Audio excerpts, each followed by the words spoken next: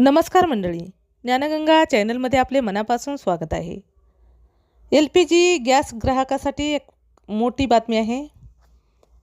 आधार आधारित LPG eKYCची अंतिम मुदत वाढवण्यात आली आहे.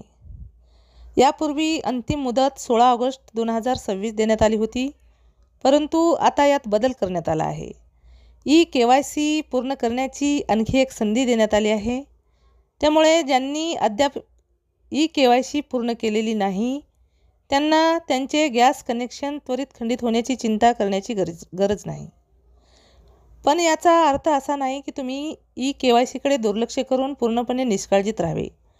वेळेवर KYC पूर्ण न केल्यास LPG सिलेंडर मिळण्यात अडचणी येऊ शकतात.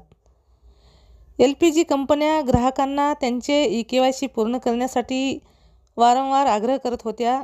यासाठी अंतिम मुदत 16 ऑगस्ट 2026 निश्चित करण्यात आली होती.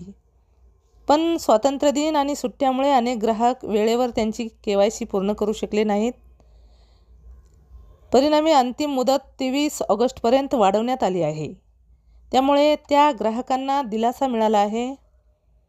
सर्वात मोठा प्रश्न आहे की 23 ऑगस्टपर्यंत eKYC पूर्ण न केल्यास गॅस कनेक्शन कापले जाईल का? असे होणार नाही.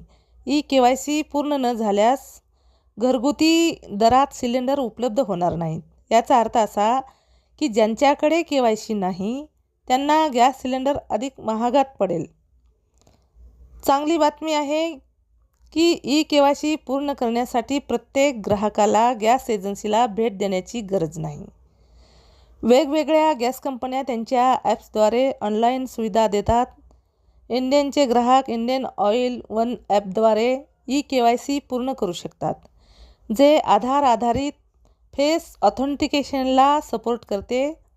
भारत गॅसचे ग्राहक हॅलो BPCL ॲपद्वारे ही प्रक्रिया पूर्ण करू शकतात आणि HP गॅसचे ग्राहक HP पे ॲपद्वारे ही प्रक्रिया पूर्ण करू शकतात. जर ग्राहकाला ऑनलाईन प्रक्रिया पूर्ण करताना अडचण येत असेल तर ते eKYC पूर्ण करण्यासाठी त्यांच्या LPG वितरकाकडे देखील जाऊ शकतात.